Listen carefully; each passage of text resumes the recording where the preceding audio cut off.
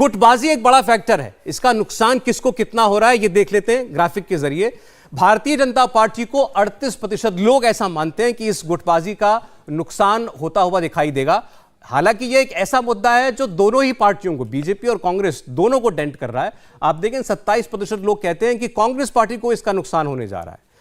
33% लोग ऐसे हैं जो कहते हैं कि दोनों ही पार्टियां जो हैं वो भीतर घात से, यानी कि अपने असंतुष्ट लोगों के चुनाव में खड़े होने से नुकसान जरूर झेलेंगे।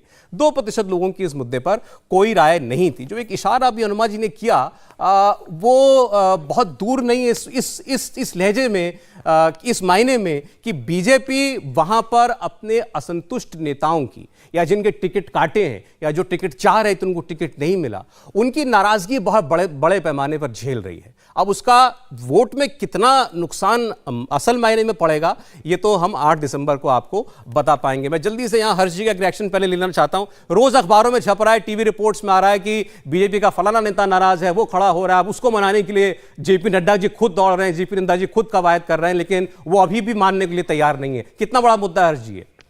देखिए, मुझे तो हिमाचल चुनाव में अगर अकेला मुद्दा कोई दिख रहा है तो यही मुद्दा है। और पिछले 1-1.5 महीने से जो मैं वहाँ की खबरें देख रहा हूँ, चूँकि मुख्यमंत्री एक ऐसा मुख्यमंत्री है जिसके ऊपर कोई आरोप नहीं है, उनकी छवि भी ऐसी है जो एक तरह से कहें कि नो नॉनसेंस छवि जैसा है उनके साथ। उसके अलावा अगर हम कहें तो गुजरात को एक कहें कि बहुत कांटे वाला मुकाबला है, बहुत ज़बरदस्त लड़ाई दिख रही है, लेकिन भारतीय जनता पार्टी को एज है।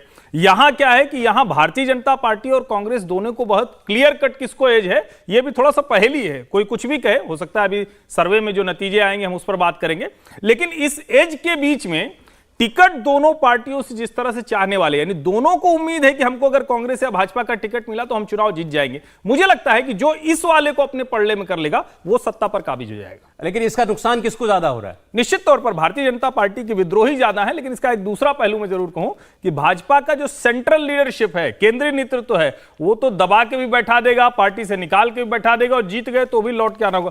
कांग्रेस वाले क्या करेंगे ये सोचना होगा।